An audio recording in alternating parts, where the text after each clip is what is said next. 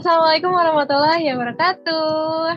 Balik lagi sama aku, Namira Shalwalia yang menjadi moderator di podcast kita yang barusan udah ada di episode keempat kali ini, atau episode terakhir, masih bareng Kak Lutfi Aditya Yudhistira. Aduh, selanjutnya aku lupa kan namanya Kak Lutfi Aditya di episode keempat. Sekarang alhamdulillah udah di episode terakhir. Ini adalah episode ibaratnya mungkin kunci dari topik atau pembahasan yang udah kita dengerin, kita bahas sama-sama sepanjang 3 episode ke belakang, yaitu cara melakukan self-control dengan menerapkan qanaah. Udah dibahas nih dari tadi apa itu perilaku konsumtif, terus juga sifat qanaah, sampai keterkaitan antara sifat qanaah dan perilaku konsumtif. Sekarang nih ibaratnya kayak yaudah deh gimana caranya supaya kita bisa menerapkan hal-hal baik tadi untuk dapat menuai kebaikan. Cara melakukan self-control dengan menerapkan qanaah. Oke, langsung aja kayaknya ya kita ke pertanyaan yang pertama. Sebelumnya aku mau menyapa juga buat teman-teman yang lagi dengerin podcast ini dimanapun kalian berada. Pertanyaan pertama nih Kak, bisa dong jelasin ke kita gimana caranya menerapkan sifat qanaah sebagai perilaku self-control terhadap perilaku konsumtif. Jadi qanaah sebagai kontrol diri untuk melindungi diri kita dari perilaku konsumtif. Kira-kira kayak gitu Kak. Silakan dijawab buat kalau Baik. Bismillah, alhamdulillah, hamdan katsiran thayyiban mubarakan fihi mubarakan alaihi kama yuhibbu rabbuna wa yarda. Asyhadu an la ilaha illallah wa asyhadu anna Muhammadan rasulullah. Oke, kita ngomong sedikit. Perilaku konsumtif itu punya korelasi yang baik dengan lingkungan. Bahkan kalau keluarga, kalau pengaruh keluarga ke perilaku konsumtif itu berkorelasi negatif. Jadi kalau seorang anak yang dia tidak lekat sama keluarganya, perilaku konsumtifnya bakal tinggi. Begitu juga sebaliknya gitu ya. Karena emang keluarga pertama, emang pendidikan pertama, dan emang itu yang akan mengendalikan anak gitu. Mau dia dari umur SD sampai bahkan pas remaja, itu yang paling riskan itu masa-masa remaja. Nah, jadi gimana caranya biar kita bisa qanaah atau bisa mengendalikan konsumtif ini? Yaitu adalah mengendalikan lingkungan kita dahulu. Kita pilah-pilah gitu lingkungan kita. Siapa sih yang kita temankan? Karena ada ya istilah di mana teman kita adalah cerminan kita gitu. Bahkan saat seseorang memilih calon pasangannya untuk masa depan itu bisa gitu dengan melihat kampanye. Oh, kampanye seperti ini, maka ya orang itu juga seperti itu gitu. Karena emang itu berkorelasi positif. Nah, jadi kita pilih gitu. Ini misalkan kita sadar, oh teman saya berteman dengan orang-orang ini itu akan membuat saya lebih konsumtif, atau mungkin bahkan muncul perilaku lain yang akan kita tiru. Apalagi masa remaja itu masa pertama, dia moralnya itu belum terbentuk dengan sempurna. Moral itu kita bahas sedikit. Moral itu konsep baik dan buruk, di mana bukan berarti baik itu hal yang positif selalu gitu ya. Bisa jadi hal yang negatif itu juga bisa dianggap baik saat anak remaja. Contoh kayak perilaku merokok. Kalau pas moralnya belum terbentuk dan ia lihat bapaknya merokok, kira-kira yang dia tangkap gimana? merokok kayaknya ya nggak apa-apa ya, soalnya ayahku aja ngerokok gitu ya kayak. Nah, betul. Jadi moral yang akan terbentuk seperti itu. Itulah itulah yang akan dapatkan kalau di lingkungan yang tidak betul gitu.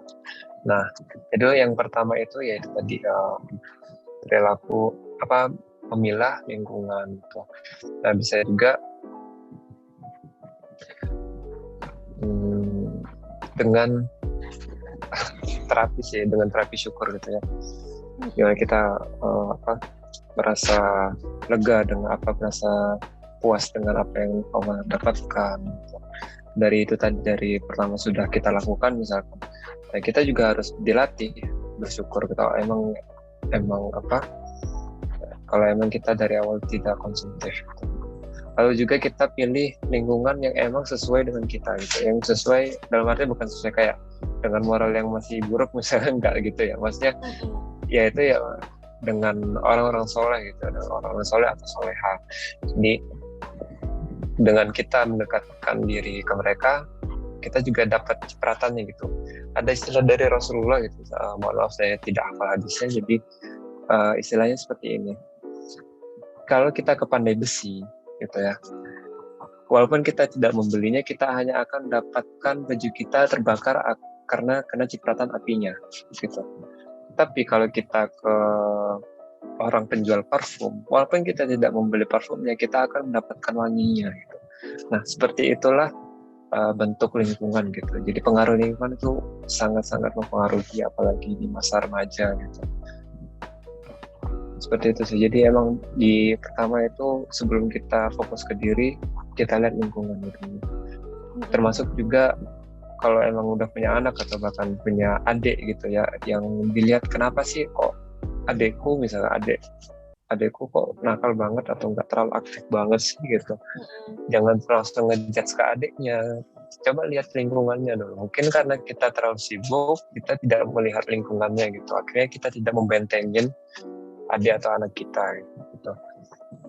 Jadi lihat dulu lingkungannya, kita pilih lagi lingkungannya, baru kita fokus ke individunya. Tapi akan lebih baik kalau emang dari awal itu udah ditanamkan sifat qanaah ini. Jadi dari awal udah terbentuk moralnya. Jadi walaupun kita lepas anak itu gitu, kita masih ada rasa aman gitu. Alhamdulillah gitu, kayak misalkan ya mudah merasa puas akan nikmat Allah yang hanya sedikit aja gitu. Jadi kita tidak merasa cemas gitu kalau pas kita lepaskan, karena emang apalagi masa remaja itu masa risk factor ya, dia suka mencari hal-hal yang berisiko, itu masa-masa remaja.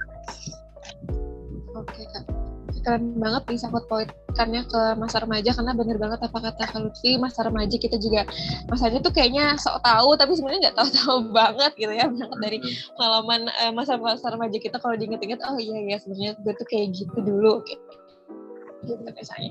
Oke Kak, ini adalah pertanyaan terakhir di episode yang keempat podcast kita, yaitu dampak yang bisa dirasakan pada seseorang yang sudah menerapkan qanaah sebagai self-control pada perilaku konsumtif yang mereka miliki. Apa nih Kak? Dampak sesuatu yang udah kita rasakan ketika udah menerapkan qanaah. Dampaknya sebagai self-control.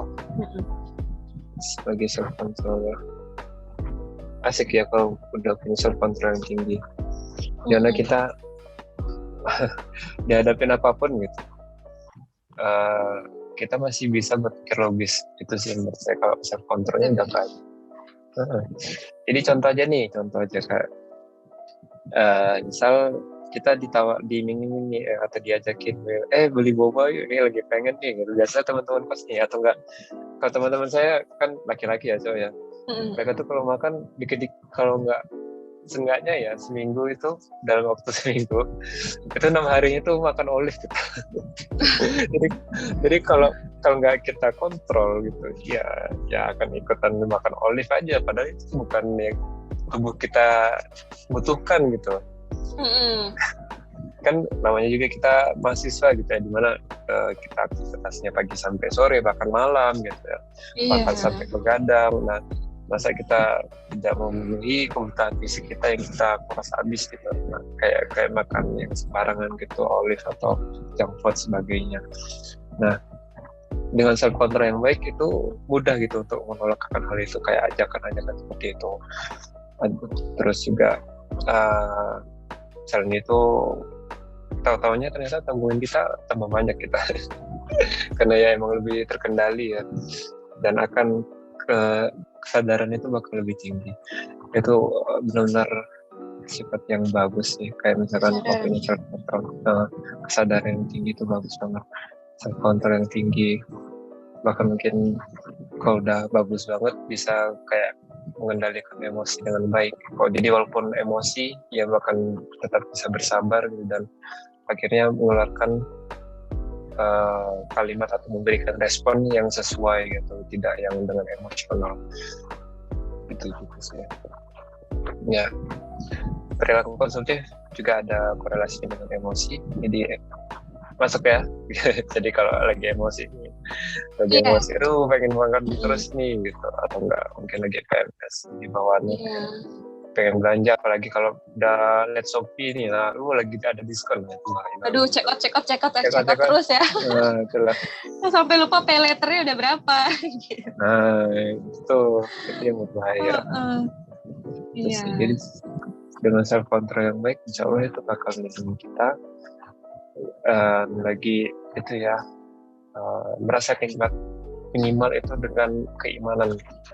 Nikmat dengan keimanan yang ada itu akan membantu kita sadar ternyata Allah itu baik gitu, ternyata Allah itu udah memberikan semuanya gitu. Gimana caranya itu biar kita merasa kuat dengan iman, yaitu ya dengan kita pelajari imannya itu kayak gimana sih gitu, imannya Allah itu kayak gimana gitu. Gimana kasarnya itu gini, aku kasih makanan gitu, gimana caranya kamu bisa menikmati makannya itu kalau kamu nggak mencicipinya gitu? Iya. Nggak bisa kan, mau nggak mau kita harus juga mencicipi iman itu. Caranya juga dengan cara kita mengenali iman itu sendiri, yaitu dengan mempelajarinya. Karena belajar ya, dari tauhid sampai akidah dan ilmu syariah lainnya, insya Allah itu bakal memudahkan kita juga untuk berperilaku qanaah dan akan mengendalikan self control. Seperti itu.